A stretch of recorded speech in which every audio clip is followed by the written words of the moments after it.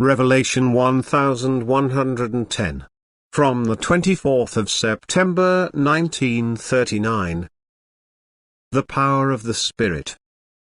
The power of the Spirit is unimaginable. He works mightily and unlimitedly, because he is nothing out of himself, but everything from God.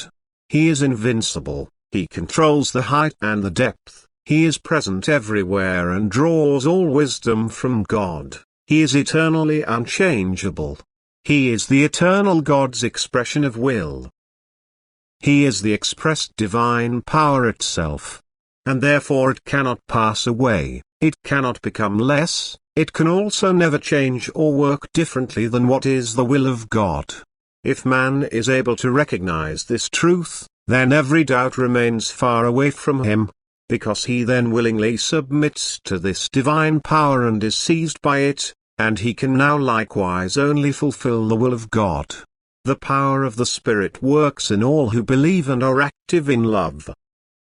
But those who do not stand in faith, and are devoid of all love, are guided by their own will, and their own will, without faith and love, contradicts the divine will and therefore the divine spirit of love.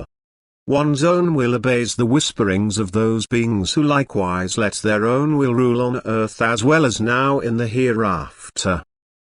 These are imperfect souls who did not recognize the divine spirit and therefore stood outside of its effect on earth and now assert their influence from the hereafter on the people who are of the same mind, who live without faith and without love. The divine spiritual power, however, is shared by all who recognize God and love Him, who are willing to believe and love and want to approach the eternal Godhead.